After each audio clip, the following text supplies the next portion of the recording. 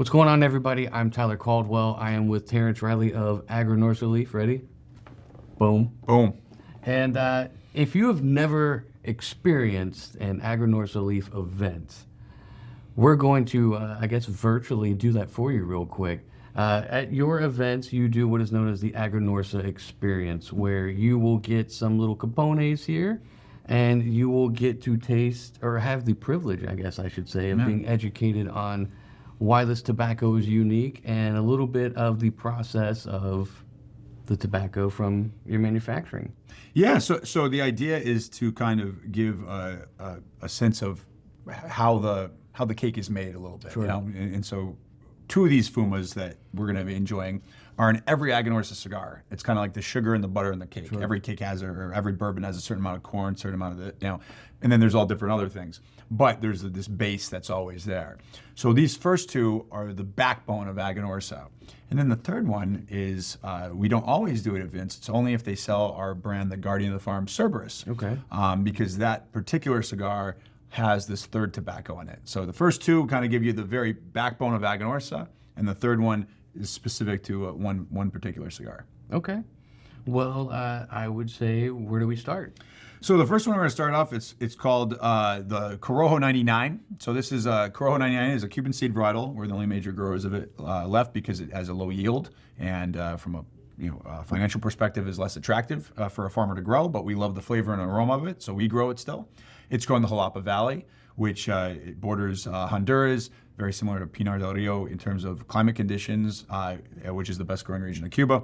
And this particular one is a viso, although a cigar may or may not have the viso. So the middle part of the plant is the viso. Your top primings, ligeros, those are going to be your most potent, but more linear. Bottom leaves secos, lighter, more subtle. The viso in the middle, more strength than the secos and more complexity than the ligeros. So that's why we use it for this tasting. So when we light this up, one, it's be careful on the draw. It's not a cigar, it's just a rolled up leaf. Sure. And what we're going to do here is experience three main tastes. You're going to get salivation on the sides of your mouth.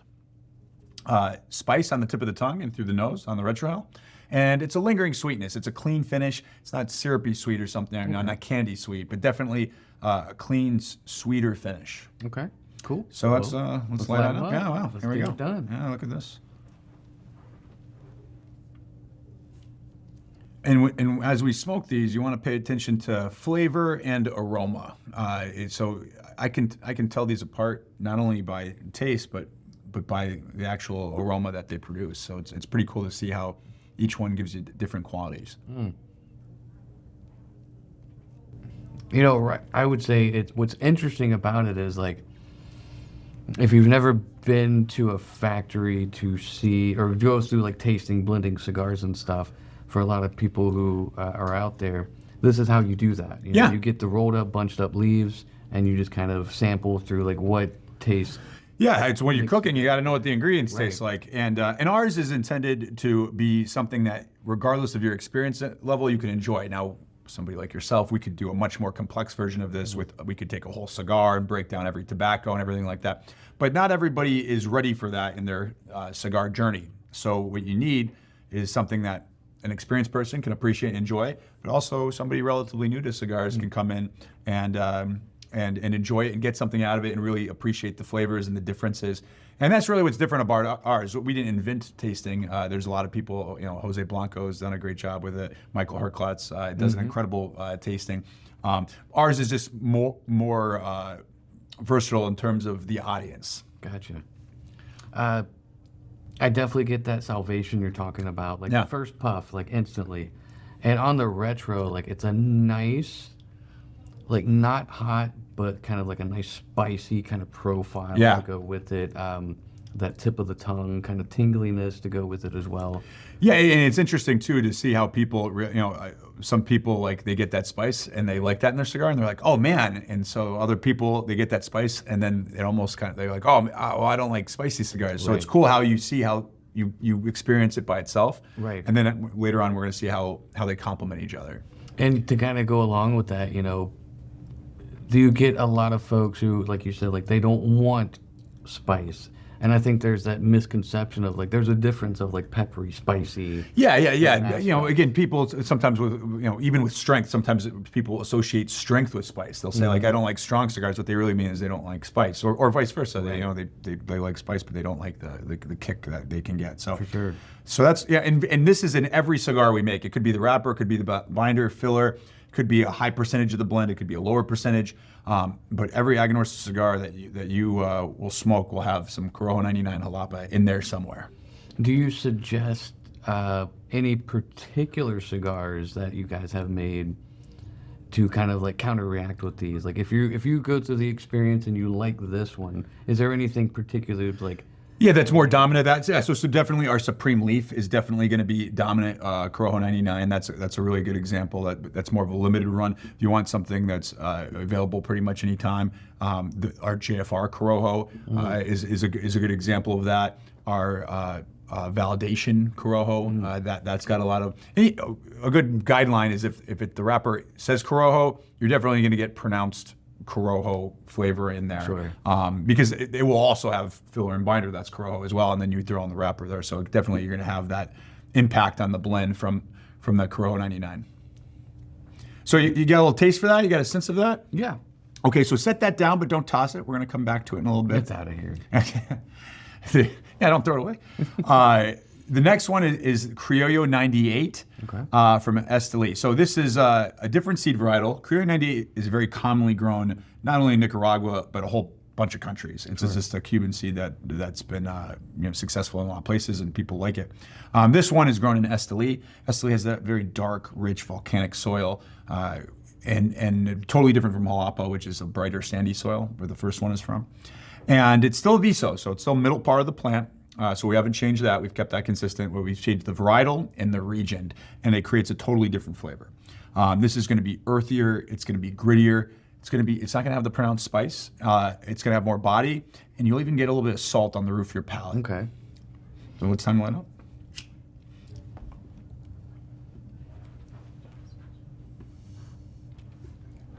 Yeah, very much different. A little more like floral note in the aroma. Also a little bit more floral note to the taste as well. It's totally different. No, another benefit of doing this with a variety of different consumers is that nobody tastes these two and can't tell the difference. Like nobody goes, these taste the same, or because obviously it's like a lot of things. Like as you get experience, you can pick up more subtleties and notes.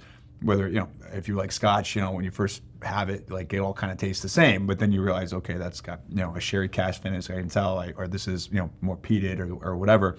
And it's the same thing with tobaccos. But these two, you do not have to be some sort of expert to immediately recognize that the taste is totally different. Another thing to mention is that. So what is all this Corojo 99, Criollo 98? What does that even mean? So the original Cuban Corojo in the 70s was decimated by blue mold, and the Cubans actually blamed the CIA. They said that they're trying to ruin, which they might have, who knows. But after That's a different topic. Yeah, whole different conversation. That's another video.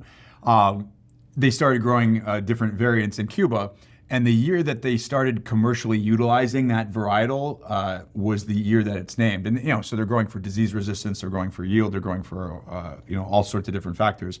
And so that's why there's a Habano 92, Corojo 99, Criollo 98, Habano 2000, Corojo 2006, 2012, so on and so forth. And all that year means is that varietal was used that year for the first time in Cuba. And some of them last. Criollo 98, the one we're smoking here, still grown in a lot of places throughout the world. Corojo 99, nobody's really growing anymore. So, but that's what that, people always wonder is like, well, is it tobacco from 1998? No, it just means that varietal was utilized in Cuba for the first time. Sure. I'm really glad you explained that, because coming from the retail side of this business, like that was often questions that were asked. So Sure. It's really nice to know that people can explain that. Oh yeah, I'm here to help. So, usually at this point in a tasting, what we'd say is, okay, which one did you like better? And there's no right answer. And it's always one of the cool parts to watch, because sometimes we do this in an event and everybody likes the 99 more. Sometimes everybody likes the 98 more, and sometimes it's balanced down the middle. And they kind of I really I like them both. But the key with tobacco is Because these are both in all our cigars, the 99 is all parts of the cigar, and the 98 as binders and fillers. They have to go together because they're in everything. And tobaccos are kind of like people. You can have two wonderful people, just great. You put them together, and it's either a beautiful marriage or the divorce lawyers make a lot of money. And so it's not that they're bad; it's just that they don't combine well. So the key to this is the combination, right? Just because you like it by itself doesn't mean it's going to go with other things. So at this point, we're going to have kind of a Cheech and Chong moment here. Just make sure the first one is still lit. It may or may not be. Sometimes you got to relight. And we're going to puff them at the same time, and it's going to become more balanced, more complex, more nuanced.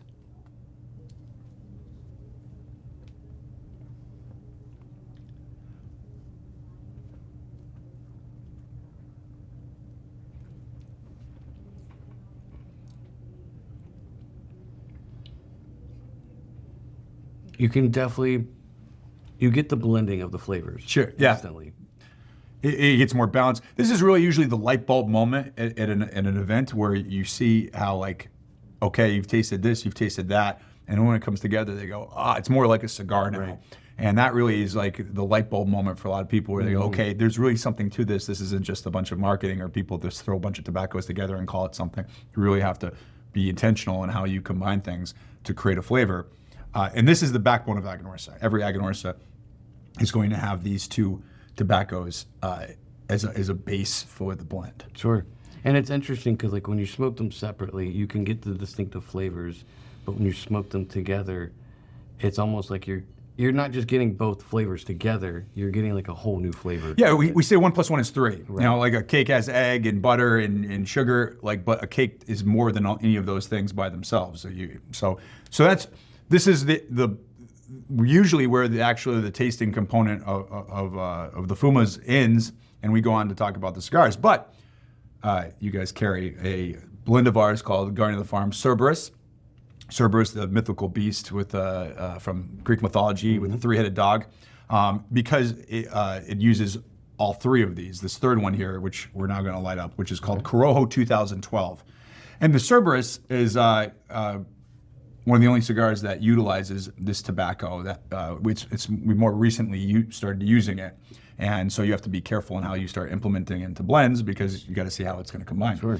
And so this one is going to usually be everyone's favorite or least favorite. It's interesting. It has a very leathery flavor, and it coats the palate. It's what's called a cloying finish. It kind of where the Corojo 99 was kind of clean. This is kind of it's called cloying. It lingers in the palate. It hangs there, and it has almost like a perique aroma to it. I still haven't found the right word for what that aroma is on it, but it's very distinctive.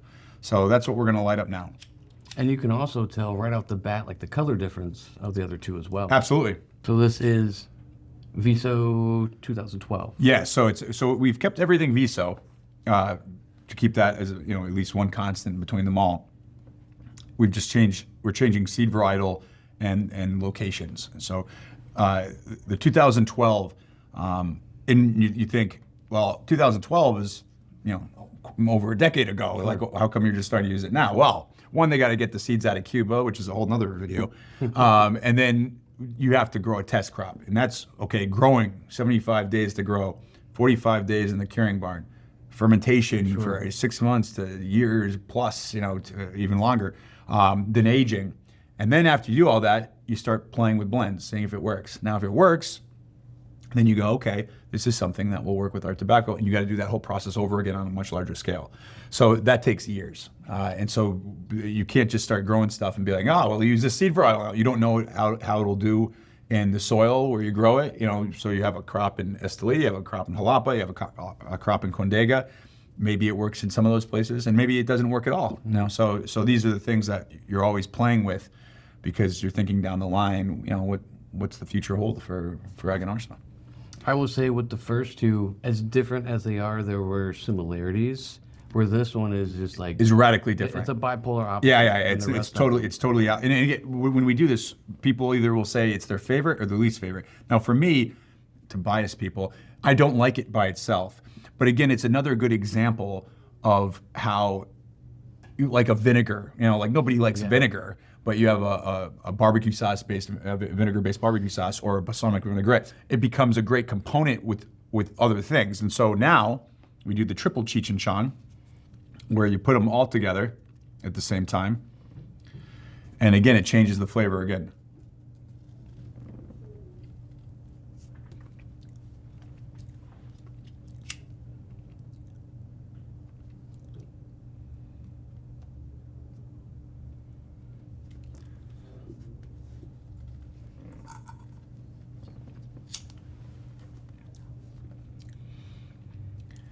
And obviously, this is chopsticks. A cigar is Mozart. It's much more complex. You have different farms, you have different regions, you have different primings. There's much more that goes into it than this. But this does give you a good idea. And I always say, even if you've had our cigars before, after you do this, it's almost like having them for the first time, because you start saying, oh, there's that Corojo 99, there's that spice, I'm salivating. Oh, there's that Criollo 98, I'm getting that little salt, I'm getting that floral note. The 2012 with the leather. So you start picking up on things because you've isolated them now. You know, like I've listened to music my whole life. I don't know what B flat sounds like, but if somebody hits the piano key over and over again, you start hearing it in the symphony. And because we've isolated those flavors, it's when you go back to your cigar, they're more prominent. And actually, a great cigar to do this with is the one you're smoking, which is the Lunatic Torch, which is a brush foot. So on that one, there's no wrapper on the first half inch of it. So you're tasting binders and fillers, and then it hits the wrapper, so then you have the impact of the wrapper added to it. So it's a great transition to do from the individuals to the combination to a cigar without the wrapper to the cigar with the wrapper. Right. And exactly. That's one of the reasons why the Torch has always been a favorite of mine out of your portfolio, because I like knowing I can taste, you know, filler, binder, everything first, and kind of open up my palate. Yeah, it wakes up the palate is what I call it. Yeah, exactly. Wow, good. Yeah, see? I know a couple things. Yeah, I can see. And that is the Aganorsa Experience. You're validated. You're now a professional validator. Do I get a patch? Oh, I'll get you a patch. All right. Yeah, we'll get you a patch. Don't you worry. Well, hey, listen, thank you for this experience. Like I've said before, if you can attend an Aganorsa event, you definitely should. If not, hopefully you watch this video and get a little more education on the process of Aganorsa. And if you have experienced an event and you've experienced the components here, let us know what you think down below.